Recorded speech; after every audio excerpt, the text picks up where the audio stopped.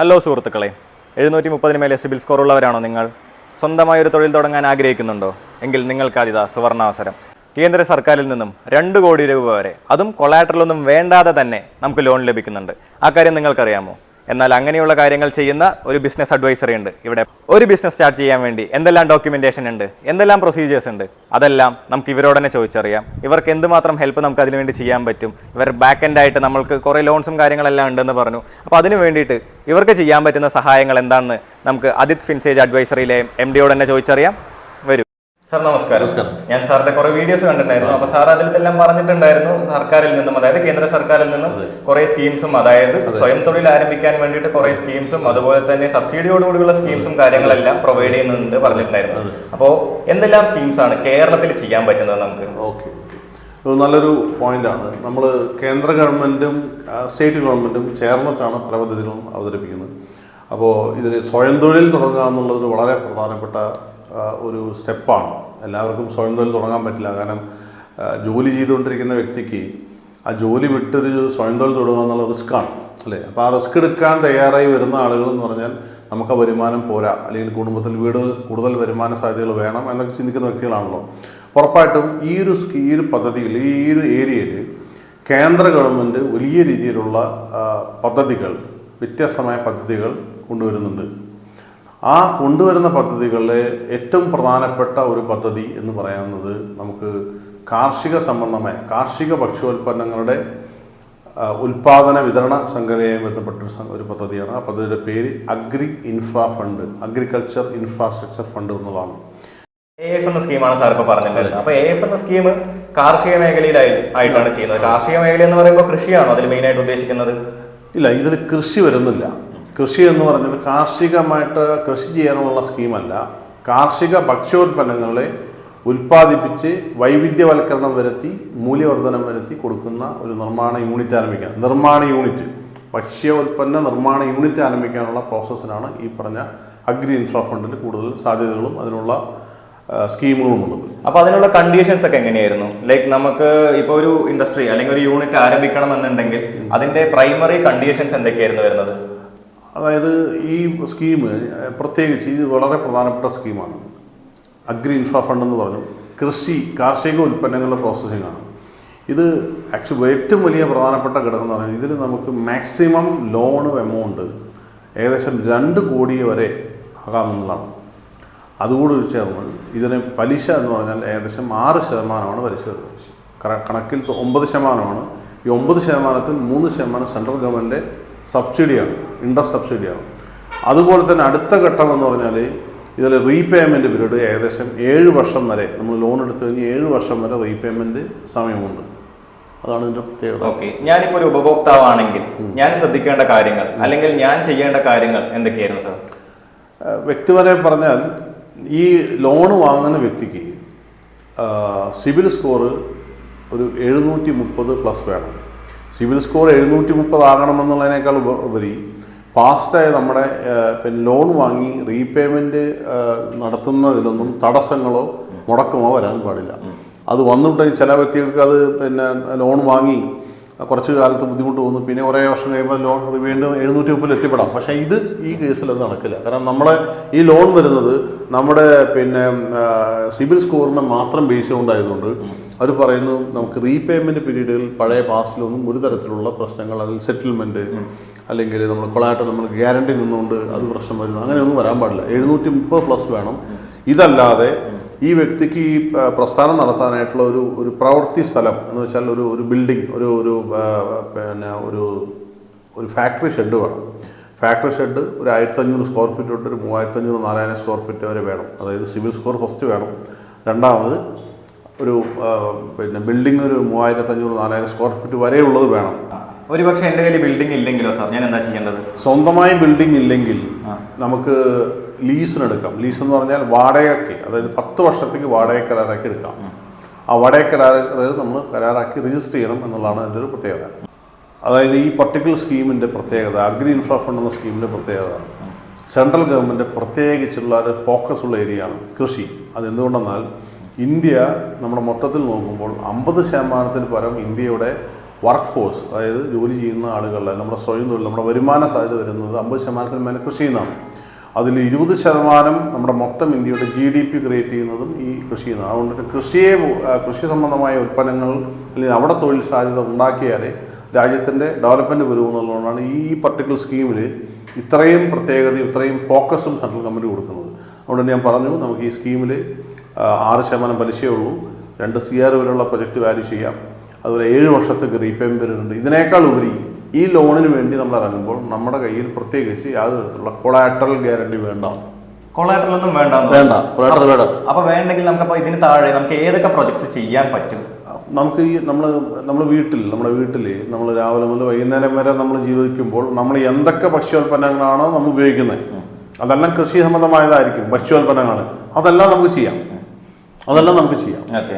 ഇതിൽ പ്രത്യേകിച്ച് നിങ്ങൾ പറയുകയാണെങ്കിൽ നമുക്ക് ഏറ്റവും ബേസിക് ആയിട്ടുള്ള ഭക്ഷ്യോൽപ്പന്നം എന്ന് പറയും അരി, ഗോതമ്പ്, എണ്ണ, അങ്ങനെ സംബന്ധമായ പരിപ്പ്, കടല, അങ്ങനെയുള്ളതെല്ലാം മനുഷ്യൻ ജീവിതത്തിൽ ഒഴിവാക്കും. പച്ചക്കറി മറ്റും ചെയ്യാം, പക്ഷേ പച്ചക്കറി ലിമിറ്റുണ്ട്, അതിനുള്ള പച്ചക്കറി പ്രോസസ്സ് ലിമിറ്റുണ്ട്. പക്ഷേ എങ്കിലും നമുക്ക് ഭക്ഷ്യോൽപ്പന്നങ്ങൾ എല്ലാം കാറ്റഗറിയിൽപ്പെടുത്താം. ഓക്കെ, അപ്പോൾ നമുക്ക് ഈ ഭക്ഷ്യോൽപ്പന്നങ്ങളെല്ലാം ചെയ്യാം. അപ്പോൾ നമ്മളിവിടെ മെയിനായിട്ട് നമ്മൾ ചെയ്തു കൊടുക്കുന്നത്, അല്ലെങ്കിൽ നമുക്ക് കുറച്ചും കൂടി ആപ്റ്റ് ആയിട്ടുള്ളത്, കേരളത്തിന് അനുയോജ്യമായിട്ടുള്ള ഒരു പ്രൊജക്ട്സ് എന്ന് പറയുമ്പോൾ സാർ ഏതായിരിക്കും റെക്കമെൻഡ് ചെയ്യുക? നമ്മൾ എപ്പോഴും പറയുന്നത്, ഞാൻ പറഞ്ഞല്ലോ, നമ്മുടെ ഈ മനുഷ്യൻ ജീവിതത്തിൽ ഉപയോഗിക്കുന്ന, മലയാളി ജീവിതത്തിൽ ഉപയോഗിക്കുന്ന നമ്മൾ രാവിലെ തൊട്ട് വൈകുന്നേരം വരെ ഉപയോഗിക്കുന്ന ഏറ്റവും കൂടുതൽ ഉൽപ്പന്നങ്ങളിൽ പ്രധാനപ്പെട്ടതെന്ന് പറഞ്ഞാൽ ഈ പറഞ്ഞ പോലെ അരിയും, അത് കഴിഞ്ഞ് എണ്ണയാണ്.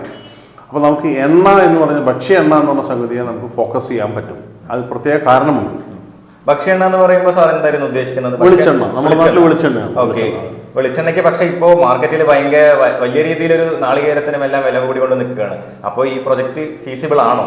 അതായത് നാളികേരത്തിൻ്റെ വില കൂടിയതിന് പല കാരണമുണ്ട്. ഒരു പ്രധാനപ്പെട്ട ഒരു കാരണം എന്ന് പറഞ്ഞാൽ, നമ്മൾ ഈ ഓണത്തിന് മുന്നേ ഒരു 130-135 രൂപയൊക്കെ ലിറ്ററിനുണ്ടായിരുന്ന വെളിച്ചെണ്ണ ഇപ്പോൾ 200 മേലെ പോയി നിൽക്കുന്നു. ഇത് ആളുകൾ പറയുന്നത് ഇപ്പം കൃഷിയില്ല അല്ലെങ്കിൽ ഉൽപ്പന്നമില്ല, നാളികേരമില്ല എന്നാണ് പറയുന്നത്. നാളികേരമില്ലാത്തതല്ല, പ്രധാനപ്പെട്ട സ്ട്രാറ്റജി, സെൻട്രൽ ഗവൺമെൻറ് സ്ട്രാറ്റജിയുടെ ഭാഗമായിട്ട് അതിൽ വന്ന ഒരു ഭാഗമാണിത്. കേന്ദ്ര ഗവൺമെൻറ് നമ്മുടെ മൊത്തത്തിൽ ഇന്ത്യയുടെ എണ്ണ ഉൽപ്പാദനങ്ങളിൽ അതായത് 2/3 ഭാഗം എണ്ണയുടെ, നമ്മുടെ ഭക്ഷ്യോൽപ്പന്നങ്ങൾ 2/3 ഭാഗം നമ്മൾ വിദേശ രാജ്യങ്ങളിൽ നിന്ന് ഇറക്കുമതി ചെയ്താണ് ഉപയോഗിക്കുന്നത്. ഈ വിദേശ രാജ്യത്ത് ഇറക്കുമതി ചെയ്യുന്നതിനുള്ള ആ ഒരു ഡിപ്പെൻഡൻസി കുറയ്ക്കാൻ വേണ്ടി കേന്ദ്ര ഗവൺമെൻറ് എന്ത് പറഞ്ഞു? കഴിഞ്ഞ ഒരു 2 മാസം മുന്നേ ഈ ഇമ്പോർട്ട് ചെയ്യുന്ന എണ്ണകളുടെ ടാക്സ് 22% മുതൽ 32% വരെ കൂട്ടി. എന്ന് വെച്ചാൽ ഇപ്പോൾ പാം ഓയിൽ, സൺഫ്ലവർ ഓയിൽ നിങ്ങൾ വില കമ്പയർ ചെയ്ത് അറിയാം. ഒരു 2 മാസം മുന്നേ 100 രൂപ 90 രൂപ ഉണ്ടായിരുന്നു, ഇപ്പോൾ 135-140 കാരണം ഈ ടാക്സ് കൂട്ടിയതിൻ്റെ പാട്. ആ ടാക്സ് കൂടിയപ്പോൾ ഓട്ടോമാറ്റിക്കായിട്ടും മറ്റ് എണ്ണകളുടെ വില കൂടുന്ന വെച്ചാൽ ഈ വരുന്ന എണ്ണയുടെ കുറവ്, അതായത് അതിൻ്റെ വോളിയം കുറഞ്ഞു.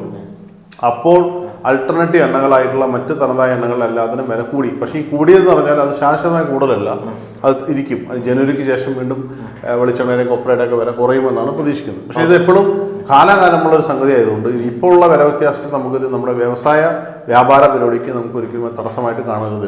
ഇപ്പോൾ ഈ വില കൂടിയ സന്ദർഭത്തിലാണെങ്കിൽ കൂടെ നമ്മൾ ഈ ഒരു പ്രൊജക്ട് മുൻപോട്ട് കൊണ്ടുപോയാൽ തീർച്ചയായിട്ടും ലാഭം ഉണ്ടാകുന്ന തന്നെയാണ്. ലാഭമെന്നല്ല, ഇത് നമുക്കൊരു തലമുറയ്ക്ക് ക്രിയേറ്റ് ചെയ്യാൻ പറ്റുന്ന അല്ലെങ്കിൽ ഉണ്ടാക്കി കൊടുക്കാൻ പറ്റുന്ന വ്യവസായമല്ല. കാര്യം നമ്മുടെ ഒരു 10 തലമുറ മുന്നേ എടുത്താലും അവരെല്ലാം ഭക്ഷ്യെണ്ണകൾ ഉപയോഗിച്ചിട്ടുണ്ട്, പ്രത്യേകിച്ച് വെളിച്ചെണ്ണ ഉപയോഗിച്ചിട്ടുണ്ട് മലയാളികൾ. ഇനി ഒരു 10 തലമുറ അങ്ങോട്ട് പോയാലും നമ്മളിപ്പോൾ ഒരു പ്രസ്ഥാനം തുടങ്ങിയാൽ അത് നമ്മുടെ തലമുറയ്ക്ക് കൈമാറി കൊടുക്കാൻ പറ്റുന്ന പ്രസ്ഥാനമാണല്ലോ. അതുകൊണ്ട് തന്നെ ഇത് സ്ഥായിയായ ഒരു വ്യാപാര പ്രസ്ഥാനമാണ്. ഉറപ്പാണ് ലാഭമുണ്ട്. ലാഭം എന്നുള്ള ഒരു വലിയ ലാഭം എന്നല്ല പറയുന്നത്, ഒരു ന്യായമായ ലാഭമുണ്ട്. ആ ന്യായമായ ലാഭം നമുക്ക് സ്ഥായിയെ കിട്ടുമ്പോൾ നമുക്കൊരു വരുമാനം, സ്ഥിര വരുമാനം കിട്ടുന്നതല്ലേ പ്രധാനം. അല്ലാതെ നമുക്ക് വൺ ടൈം നമുക്ക് വലിയ എമൗണ്ട് കിട്ടുമെന്ന് പറയുന്ന കാര്യമില്ല. ഇതൊരു പ്രസ്ഥാനമാണ്. അതിൽ ഏറ്റവും പ്രധാനം എന്ന് പറഞ്ഞാൽ നമ്മുടെ നാട്ടിലെ ജനങ്ങൾക്ക് ഏറ്റവും ശുദ്ധമായ ഒരു ഭക്ഷ്യോൽപ്പന്നം കൊടുക്കുക എന്നുള്ള പ്രോസസ്സിൽ ചിന്തിക്കുമ്പോൾ ഇത് ഉറപ്പായിട്ടും ഇതൊരു നല്ലൊരു ശാശ്വതമായ വ്യാപാര ഓപ്ഷനാണ്. ഓക്കെ, അപ്പോൾ നമ്മൾ ഈ ലോൺ, അതായത് നമ്മളൊരു കോക്കനട്ട് ഓയിൽ പ്രൊഡക്ഷൻ യൂണിറ്റ് തുടങ്ങാൻ വേണ്ടിയിട്ടുള്ള ലോൺ അറ്റ് ലാസ്റ്റ് നമുക്ക് ബാങ്കല്ലേ നമുക്ക് നൽകുന്നത്? അതെ, ബാങ്കിലൂടെയാണ് വരുന്നത്. അപ്പോൾ നമുക്ക് ഇൻട്രസ്റ്റും കാര്യങ്ങളൊക്കെ എങ്ങനെയായിരിക്കും? അതായത് ഇതിനെ ബാങ്ക് തരുന്നു എന്ന് പറഞ്ഞാൽ ഇത് കേന്ദ്ര ഗവൺമെന്റിന്റെ നേരിട്ടുള്ള ഫണ്ടായിരുന്നുണ്ട്. സെൻട്രൽ ഗവൺമെന്റിന്റെ നോഡൽ ഏജൻസി ആയിട്ടുള്ള നബാർഡ് എന്ന് പറഞ്ഞു. ഈ നബാർഡിലാണ് നമ്മൾ അപ്ലിക്കേഷൻ കൊടുക്കുന്നത്. നബാർഡിൽ അപ്ലിക്കേഷൻ കൊടുത്ത് നബാർഡ് അത് അപ്രൂവ് ചെയ്ത് നേരെ നമ്മുടെ അടുത്തുള്ള ബാങ്ക്, നമ്മൾ ഏത് ബാങ്കാണോ നമ്മുടെ ബാങ്ക്, ആ ബാങ്കിൻ്റെ ഡീറ്റെയിൽസ് കൊടുത്താൽ അവിടെയാണ് പേയ്മെൻറ്റ് വരുന്നത്. അപ്പോൾ പേയ്മെൻറ്റ് വരുമ്പോൾ ഉറപ്പായിട്ടും ബാങ്ക് ബാക്കിയുള്ള നമ്മുടെ ഡോക്യുമെൻറ്റ്സ് വേണ്ട, ഞാൻ പറഞ്ഞ സിവിൽ സ്കോർ വേണം, ബിൽഡിംഗ് വേണം, മറ്റ് നിയമപരമായിട്ടുള്ള നമ്മളെ പിന്നെ അപ്രൂവൽസും ലൈസൻസും എല്ലാം വേണം. ഇതെല്ലാം നമ്മൾ ഉണ്ടാക്കിയിട്ട് വേണം അവിടെ പോകാനായിട്ട്. ഓക്കെ, അപ്പൊ സാർ ഇതിന് സബ്സിഡി ഉണ്ടെന്ന് പറഞ്ഞിട്ടുണ്ടായിരുന്നില്ലേ? അപ്പൊ എങ്ങനെയാണ് ഇതിന്റെ സബ്സിഡി ക്രൈറ്റീരിയാസ് എല്ലാം? സബ്സിഡി എന്ന് പറഞ്ഞാൽ 2 തരത്തിലാണ്. ഒന്ന് സെൻട്രൽ ഗവൺമെന്റ് സബ്സിഡി, പിന്നെ ഒന്ന് സ്റ്റേറ്റ് സബ്സിഡി. നമുക്കൊരു 10 ലക്ഷം രൂപ വരെയാണ് നമുക്ക് സബ്സിഡി വേണ്ടതെങ്കിൽ നമുക്കത് സെൻട്രൽ ഗവൺമെന്റിന്റെ സബ്സിഡിയിൽ ഉൾപ്പെടുത്താം, PMFM എന്ന സ്കീമിൽ ഉൾപ്പെടുത്താം. ഇനി അത് മേലെയാണെങ്കിൽ നമുക്ക് സ്റ്റേറ്റ് ഗവൺമെന്റ് സബ്സിഡി, ഇൻഡസ്ട്രിയൽ സബ്സിഡിയിലേക്ക് പോകാം.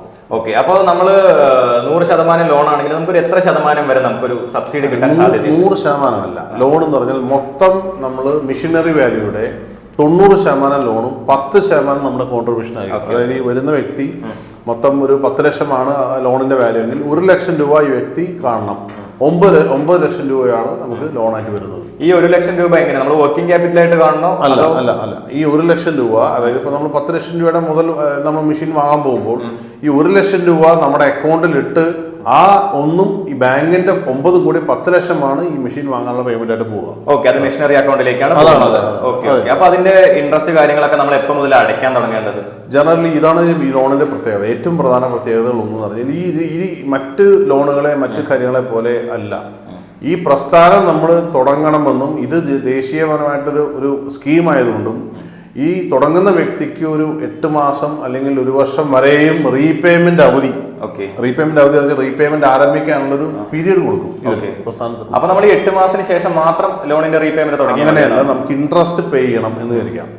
പലിശ നമ്മൾ പേ ചെയ്യുക. മുതൽ ഈ റീപേയ്മെന്റ് ബാങ്കിനോട് സംസാരിച്ച് ബാങ്കിന്റെ ടൈംസും കാര്യങ്ങളനുസരിച്ച് നമുക്ക് എന്ത് ചെയ്യാം, ഒരു 8 മാസം തൊട്ട് 1 വർഷം വരെയൊക്കെ റീപേയ്മെന്റ് വാങ്ങുന്നുണ്ട്. കാരണം നമ്മൾ ഈ പ്രസ്ഥാനം ആരംഭിക്കുന്നു, അടുത്ത 2 മാസം ഏകദേശം നമുക്ക് ഒരു 2 മാസം തന്നെ ലോൺ പ്രോസസ്സിനാകും.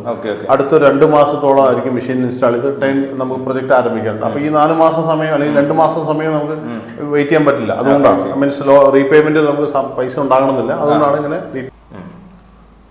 അപ്പൊ നമുക്ക് ലോണ് ഇപ്പൊ മെഷീനറി അക്കൗണ്ടിലേക്ക് പോയി കഴിഞ്ഞു, എന്നിട്ട് നമുക്ക് മെഷീനറി ഇൻസ്റ്റാളേഷൻ അതിനൊക്കെ എത്ര സമയം എടുക്കും? സാധാരണ ഘട്ടത്തിൽ ഒരു 2 മാസം വരെ പ്രതീക്ഷിക്കണം. ഒരു 1.5 മാസം 2 മാസം. കാരണം ഈ മെഷീനറി എന്ന് പറഞ്ഞാൽ ഹെവി മെഷീനറികളാണ് ഇത് വരുന്നത്. എന്ന് പറഞ്ഞാൽ ആദ്യം ഒരു ഓയിൽ ഇൻഡസ്ട്രി ആകുമ്പോൾ, പ്രത്യേകിച്ച് കോക്കനട്ട് ആകുമ്പോൾ നമ്മൾ ഡ്രയർ തൊട്ട് തുടങ്ങും. ഒരു ഡ്രയർ ഉണ്ടാകും, ഡ്രയറിനപ്പുറം എക്സ്പെല്ലർ ഉണ്ടാകും, പിന്നെ അതിന് ഫിൽട്ടർ പ്രസ്, അതുപോലെ തന്നെ ടാങ്കുകൾ, പാക്കിംഗ് മെഷീൻ എല്ലാം വരും. കംപ്ലീറ്റ് യൂണിറ്റാണ്. അപ്പോൾ ഈ യൂണിറ്റുകളെല്ലാം നമ്മൾ പെട്ടെന്ന് നമുക്ക് ഇന്ന് പോയി നാളെ വാങ്ങാൻ പറ്റുന്നതല്ല. പലതും പല സ്ഥലങ്ങളിലുണ്ടാകും. പ്രത്യേകിച്ച് എക്സ്പെല്ലറൊക്കെ രാജ്കോട്ട് അല്ലെങ്കിൽ പിന്നെ ഗുജറാത്തിലെ ലുധിയാന ഇവിടെ നിന്നൊക്കെ പിന്നെ ഗുജറാത്തിലെ രാജ്കോട്ടിൽ നിന്നും പഞ്ചാബിൽ നിന്നൊക്കെ വരുന്നതാണ്.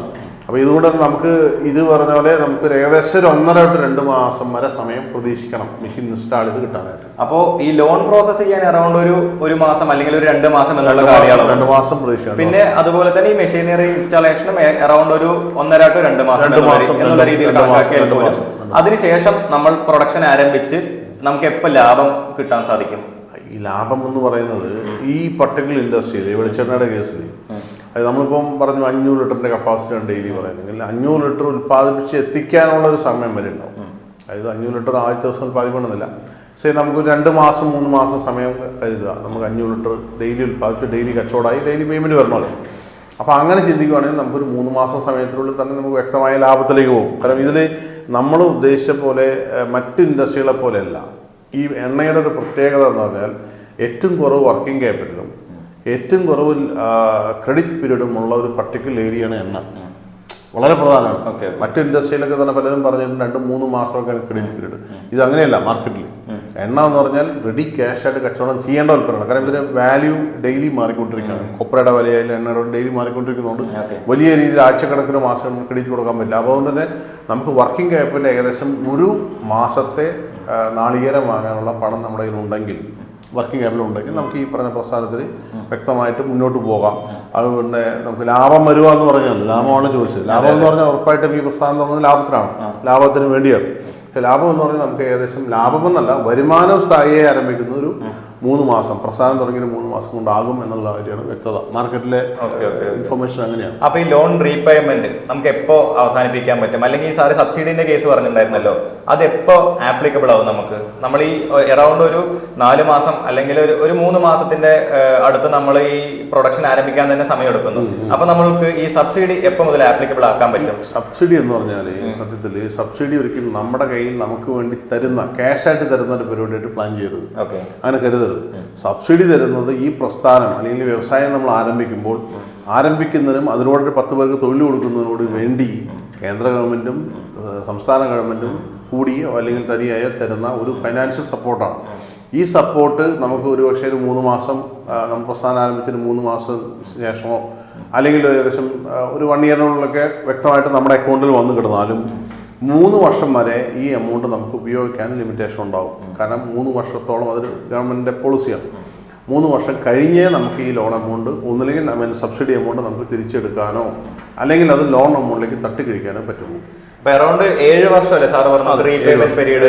അപ്പൊ ഈ സബ്സിഡി കിട്ടുമ്പോൾ നമുക്ക് ഈ 7 വർഷം വീണ്ടും എടുക്കുമോ ഈ ലോൺ ക്ലോസ് ചെയ്യാനോ അല്ലെങ്കിൽ നമുക്ക് ഇത് അടച്ചു തീർക്കാനോ? വേണമെന്നില്ല. ഇപ്പൊ നമുക്കൊരു വർഷം കൊണ്ട് നമുക്ക് റീപേയ്മെന്റ് ചെയ്യാമെങ്കിൽ അത് ബാങ്കിനോട് സംസാരിച്ച് റീപേയ്മെന്റ് പ്രീ ക്ലോസ് ചെയ്യാമല്ലോ. അതെ ഇപ്പോഴും ഗവൺമെന്റ് നമ്മളെ സപ്പോർട്ട് ചെയ്യുന്നത് നമ്മൾ ഫൈനാൻഷ്യലി ബുദ്ധിമുട്ടരുത് എന്ന് വെച്ചിട്ടാണ് ഈ ലോൺ. ഓക്കെ, നമുക്ക് പെട്ടെന്ന് ഇതിനോടെല്ലാം ലാഭകരമായി വന്നു, നമുക്ക് റീപേയ്മെന്റ് ചെയ്യാനുള്ള ഒരു അവസ്ഥ വന്നാൽ റീപേയ്മെന്റ് ചെയ്യാൻ പറ്റുമോ?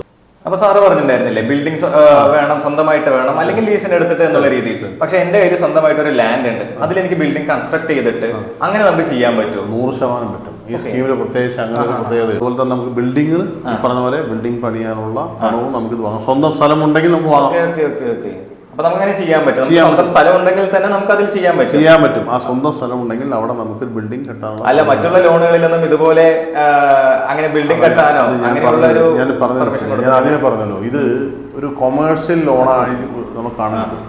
വളരെ പ്രധാനപ്പെട്ട സെൻട്രൽ ഗവൺമെന്റ് വളരെ പ്രധാനപ്പെട്ട ഒരു സ്ട്രാറ്റജി, ഒരു പ്രത്യേക ലക്ഷ്യത്തോടെ ലോണാണ്. ആ ലോൺ ആയതുകൊണ്ടാണ് നിങ്ങൾക്ക് ഈ പറഞ്ഞ പോലെ 6% പലിശയും റീപേയ്മെന്റ് സാഹചര്യ സമയങ്ങളും അല്ലെങ്കിൽ ഒഴിവുകളും തരുന്നത്.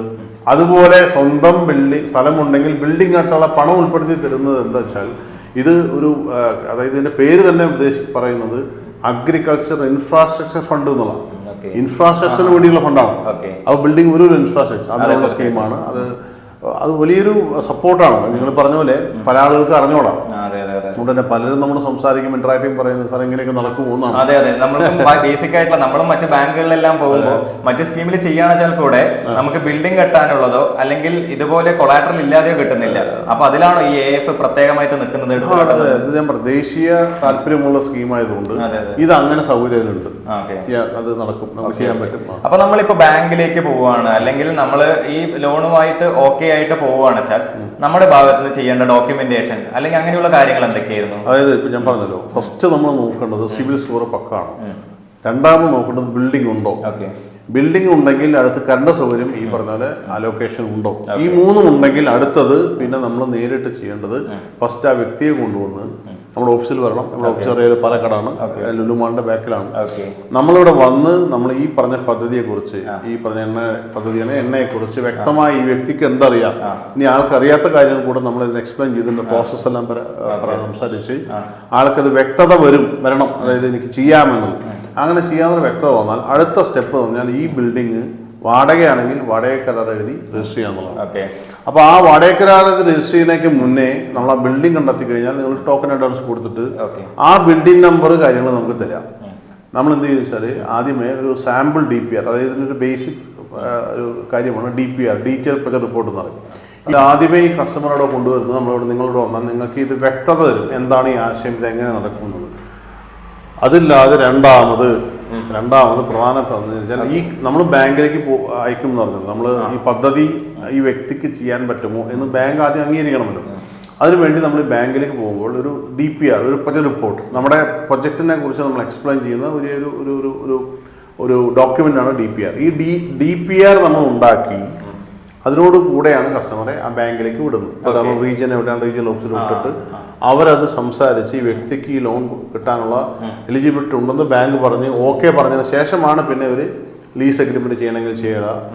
അല്ലെങ്കിൽ ഈ പറഞ്ഞ പോലെ നമുക്ക് സ്വന്തം ബിൽഡിംഗ് ആണെങ്കിൽ പിന്നെ അങ്ങോട്ട് നമുക്ക് അതിന്റെ ഡോക്യുമെന്റേഷൻ അടുത്ത സ്റ്റെപ്പിലേക്ക് പോകും. അപ്പൊ ബാങ്കുമായിട്ടുള്ള ഫുൾ കണക്ഷൻ ഇവിടെ നിന്നാണോ അതോ ബാങ്കിനെ നമ്മൾ കണ്ടെത്തണോ? അതെങ്ങനെയാണ്? ഇപ്പൊ ഇതിൽ നിങ്ങൾ തെറ്റിദ്ധരിക്കുന്ന ഒരു പ്രധാന പോയിന്റ് ഉണ്ട്. പല ആളുകളും ചോദിക്കുന്നത്, നിങ്ങളാണോ ലോണാക്കി തരുന്നത്, നിങ്ങളാണോ ലോൺ തരുന്നത് ചോദ്യങ്ങളുണ്ട്. സത്യത്തിൽ നമ്മൾ പറഞ്ഞു നമ്മൾ ലോണാക്കി തരുന്നില്ല, ഞങ്ങളിത് പ്രത്യേകിച്ച് എന്തോ പണി ചെയ്യുന്നതായിട്ട് കണക്കാക്കണ്ട. ഇത് ഏതൊരു വ്യക്തിക്കും നേരിട്ട് ബാങ്കിൽ പോയാലും ചെയ്യാൻ പറ്റുന്ന കാര്യങ്ങളാണ്. പക്ഷെ ഇവിടെ വിഷയം എന്ന് വെച്ചാൽ ഈ ബാങ്ക് എന്താണോ നമ്മൾ പ്രതീക്ഷിക്കുന്നത് നമ്മൾ ലോൺ ആപ്ലിക്കേഷൻ പോകുമ്പോൾ ബാങ്ക് എന്താണ് പ്രതീക്ഷിക്കുന്നത്, ഈ പ്രതീക്ഷിക്കുന്ന കാര്യങ്ങളെല്ലാം നമ്മൾ ഇവിടെ ഒരു കുടക്കീഴിൽ നമ്മുടെ സ്ഥാപനത്തിൽ നമ്മൾ ചെയ്തു കൊടുക്കും എന്നുള്ളതാണ്. അതായത് DPR ഉണ്ടാക്കുന്ന പോലെ അതിനോടനുബന്ധമായിട്ടുള്ള മറ്റു കാര്യങ്ങൾ, അതായത് ഇപ്പോൾ പിന്നെ അപ്രൂവൽസ് എന്ന് പറഞ്ഞാൽ ഈ പറഞ്ഞ പോലെ നമ്മുടെ FSSA approvals, panchayat licence, documents ഏതൊക്കെയായിരുന്നു അപ്പോൾ നമ്മൾ ഈ ബാങ്കിൽ സബ്മിറ്റ് ചെയ്യേണ്ട? നമ്മളിപ്പോൾ ഈ ബാങ്ക് അത് അപ്രൂവ് ചെയ്ത് പറഞ്ഞാൽ, ബാങ്ക് അത് അപ്രൂവ് ചെയ്ത് നിങ്ങൾ ലോൺ തരാം, നിങ്ങൾക്ക് മുന്നോട്ട് പോകാമെന്ന് പറഞ്ഞാൽ നമ്മൾ ആദ്യം അത് DPR ഉണ്ടാക്കി നമ്മൾ നബാർഡിന്റെ സൈറ്റിൽ അപ്ലിക്കേഷൻ കൊടുക്കുന്നു. അതായത് നമ്മൾ ആദ്യം DPR ഉണ്ടാക്കി നമ്മൾ ബാങ്കിനെ കാണിച്ചു, ബാങ്ക് അത് ശരിയെന്ന് പറഞ്ഞതിന് ശേഷം നമ്മൾ എന്ത് ചെയ്യുന്നു, ഇതേ DPR നമ്മൾ ബാങ്കിലേക്ക് നബാർഡിലേക്ക് അപ്ലോഡ് ചെയ്ത് ആ അപ്ലോഡ് ചെയ്ത നിന്നും ശേഷം അത് അപ്രൂവ് ആയിക്കൊണ്ട് തിരിച്ച് ഈ പറഞ്ഞ ബാങ്കിലേക്ക് വരും, നമുക്ക് ലോൺ തരാമെന്ന് പറഞ്ഞു. അപ്പൊ അങ്ങനെ പോകുമ്പോൾ ബാങ്ക് അവിടെ ചോദിക്കുന്ന ഡോക്യുമെന്റ് എന്ന് പറഞ്ഞാൽ ഒന്ന് FSSA അപ്രൂവൽ ചോദിക്കും, അതുപോലെ GST ചോദിക്കാം, പൊല്യൂഷൻ സർട്ടിഫിക്കറ്റ് ചോദിക്കാം, പഞ്ചായത്ത് ലൈസൻസ് ചോദിക്കാം, അങ്ങനെയുള്ള ചില ഡോക്യുമെന്റ്സ് ചോദിക്കാം. അതല്ല നമ്മൾ ഇവിടെ തന്നെ ചെയ്യാൻ ഗൈഡൻസ് തരും. നമ്മളിത് വലിയ കാര്യമൊന്നുമല്ല, നമുക്ക് ഏതൊരു വ്യക്തിക്കും അവരുടെ ഇപ്പൊ തിരുവനന്തപുരത്തോ കണ്ണൂരുള്ള ആളുകളാണ് ഇവിടെ വരേണ്ട കാര്യമൊന്നുമില്ല, അവിടെ തന്നെ ചെയ്യാനുള്ള സൗകര്യം നമ്മളൊന്ന് ചെയ്തു കൊടുക്കും. ഓക്കെ, അപ്പൊ നമ്മൾക്ക് ബേസിക് ആയിട്ട് നമുക്കൊരു ബിൽഡിങ്ങും കാര്യങ്ങളും പിന്നെ അതുപോലെ തന്നെ ഈ കറണ്ട് കണക്ഷൻ അങ്ങനെയുള്ള കാര്യങ്ങളെല്ലാം ഉണ്ടെങ്കിൽ ബാക്ക് എൻഡ് ആയിട്ട് ബാങ്കിലേക്ക് വേണ്ടിയിട്ടുള്ള കാര്യങ്ങളും അതിനോടനുബന്ധമായിട്ടുള്ള സപ്പോർട്ടുകളും ഇവിടെ നൽകുന്നതാണ് സാർ പറയുന്നത്. ഇത് ആക്ച്വലി നമ്മൾ അതിനെക്കുറിച്ച് പറഞ്ഞേക്ക് മുന്നേ ഒരു ആശയം വേണം, ഒരു എന്റർപ്രണർ ആകണം എന്നുള്ള ആഗ്രഹം വേണം. ഈ രണ്ടും വേണം ആദ്യം. അതുള്ളത് ഈ ബിൽഡിംഗ് ഉണ്ടാകാം, അല്ലെങ്കിൽ പറഞ്ഞ പോലെ കറണ്ട് സൗകര്യമൊക്കെ ഉണ്ടാകാം, പക്ഷേ ഈ രണ്ടും വേണമല്ലോ. ഫസ്റ്റ് എനിക്കൊരു ബിസിനസ് തുടങ്ങണം, എനിക്ക് ഒരു എന്റർപ്രണർ ആകണം, എനിക്ക് 10 പേർക്ക് തൊഴിൽ കൊടുക്കണം എന്ന് ചിന്ത വന്നു കഴിഞ്ഞാൽ ബാക്കി നമ്മൾ നിങ്ങൾക്ക് ഹെൽപ്പ് ചെയ്യാം. അത്രയും നമുക്ക് ചെയ്യാൻ പറ്റും. ഓക്കെ സാർ, അപ്പോൾ എനിക്ക് പ്രൊജക്ട് ചെയ്യാൻ താല്പര്യമുണ്ട്, എനിക്ക് ആശയമുണ്ട്, സാർ ഈ പറഞ്ഞ കണ്ടീഷൻസ് എല്ലാം ഉണ്ട്. അപ്പൊ ഞാൻ സാറെ എങ്ങനെയാണ് കോൺടാക്ട് ചെയ്യേണ്ടത്? നമ്മളിപ്പോൾ നമ്മൾ ഈ വീഡിയോയിൽ കാണുന്ന നമ്പറിൽ കോൺടാക്ട് ചെയ്യാം. നമ്മൾ നമ്പറിൽ കോൺടാക്ട് ചെയ്യുമ്പോൾ നമ്മൾ തരുന്ന ആശയം ഈ പറഞ്ഞ പോലെ വളരെ ചെറിയ രീതിയിലുള്ള ആശയങ്ങൾ സംസാരിക്കാനുള്ള സമയം ഉണ്ടാവുള്ളൂ. പക്ഷെ ഇത് പോരാ, ഇത് വളരെ ഡീറ്റെയിൽ ആയിട്ട് സംസാരിക്കേണ്ട പോയിന്റ് ആയതുകൊണ്ട് നിങ്ങൾ മാക്സിമം നമ്മുടെ ഓഫീസിൽ വരാൻ ശ്രമിക്കുക. താല്പര്യമുള്ളവർ, 100% താല്പര്യമുള്ളവർ, ഈ പറഞ്ഞ സിബിൽ സ്കോർ പക്കായിരിക്കണം. ബിൽഡിംഗ് സ്ഥലം കണ്ടെത്തിയതിന് ശേഷം നിങ്ങൾ ഇവിടെ വന്നാൽ നമ്മൾ ഈ ബാക്കി എല്ലാ കാര്യങ്ങളും ഇവിടെ ഡിസ്കസ് ചെയ്യും. കുറേയേറെ പോയിന്റുകൾ, ഇത് നമ്മളിപ്പോൾ ഒരു 10 മിനിറ്റ് കൊണ്ട് പറഞ്ഞു പോകേണ്ട കാര്യങ്ങളല്ല. നിങ്ങളുടെ പല ഡിസ്കഷനും പല ട്രെയിനിങ് സെഷനും എല്ലാം ഒരു മണിക്കൂറോളം നീളുന്നതാണ്. അതിവിടെ വരണം. സാറിന്റെ ഓഫീസ് എവിടെയാണ് ശരിക്കും? അതായത് പാലക്കാട് ടൗണിൽ, പാലക്കാട് പിന്നെ നാഷണൽ, അതായത് സേലം നാഷണൽ ഹൈവേയിൽ ലുലു മാളിന്റെ തൊട്ട് ബാക്കിൽ, ആക്ച്വലി ഞായറാഴ്ചക്കാവുന്ന സ്ഥലമാണ്. NH നമുക്കൊരു 150 മീറ്റർ ആണ്. അപ്പൊ സാറിന് മറ്റ് ബ്രാഞ്ചുകൾ കേരളത്തിൽ എവിടെയെങ്കിലും ഇല്ല. നമ്മളിത് പ്രധാനം മനസ്സിലാക്കേണ്ട കാര്യം, ഇത് ബ്രാഞ്ചുകൾ വെച്ച് നമുക്ക് വിൽപ്പന ചെയ്യേണ്ട സർവീസ് അല്ല നമ്മൾ ചെയ്യുന്നത്. ബ്രാഞ്ചുകളല്ല, ഇവിടെ ഇരിക്കുന്ന ഒരു 10-12 പേരുണ്ട്. ഈ വ്യക്തികളുടെ നോളജ്, അവരുടെ കഴിവുകൾ, അവരുടെ എക്സ്പീരിയൻസ് ആണ് നമ്മൾ നിങ്ങളോട് പറയുന്നത്. അതുകൊണ്ട് തന്നെ ഞങ്ങൾക്ക് വേറെ എവിടെയും ബ്രാഞ്ചില്ല. നിങ്ങൾക്ക് കേരളത്തിലും, ഞങ്ങളിപ്പോൾ കേരളത്തിലും തമിഴ്നാട്ടിലും കർണാടകത്തിലൊക്കെ, ഇവൻ നമ്മൾ നോർത്ത് ഇന്ത്യയിൽ പോലും ചെയ്യുന്നുണ്ട്. അതൊക്കെ നമ്മൾ മാക്സിമം ആളുകൾ എല്ലാം ഓൺലൈനിൽ ചെയ്യുന്നുണ്ട്, ഓൺലൈനാണ് ഇപ്പോൾ. പക്ഷേ അതല്ലാതെ മാക്സിമം നമ്മൾ നേരിട്ട് വരാൻ ഞങ്ങൾ. അപ്പൊ സാറിനെ കോൺടാക്ട് ചെയ്യണമെങ്കിൽ ഈ വീഡിയോ കാണുന്ന നമ്പറിൽ വിളിച്ചാൽ മതി അല്ലേ? ധാരാളം വിളിക്കാം. ഓക്കെ, അപ്പൊ ബാക്കിയുള്ള ഡീറ്റെയിൽസും കൂടി അറിയാമല്ലേ? Okay, thank you.